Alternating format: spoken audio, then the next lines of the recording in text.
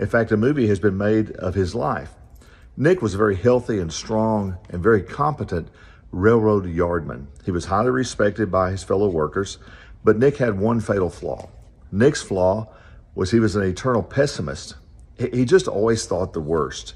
Well, one day, the men were let go a little early because they wanted to celebrate the foreman's birthday. And so they were allowed to leave an hour early.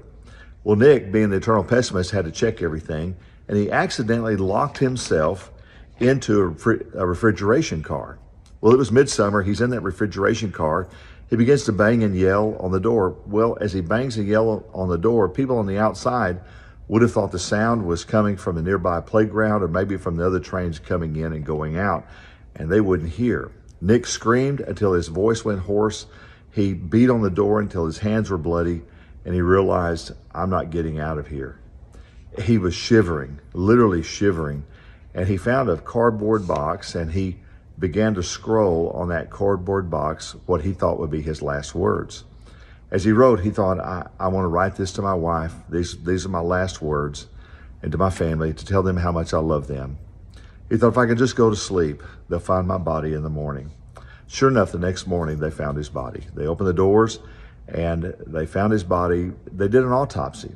They discovered that the autopsy revealed that Nick had literally frozen to death.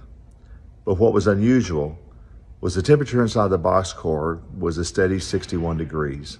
There's plenty of fresh air, and Nick, because of his own pessimism, because of his own negative thoughts, literally talked himself into freezing to death.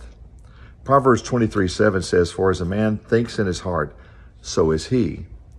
How are you thinking? What are your thoughts? 2 Timothy 1:7 says, for God has not given us a spirit of fear and timidity, but of power, love, and self-discipline.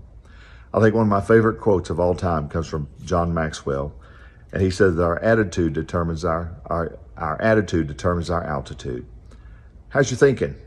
How's you thinking? It's just a thought. Man, I pray you have a blessed day. Looking for a great church to come to? Come on down to Meadowbrook. We'd love to have you. 940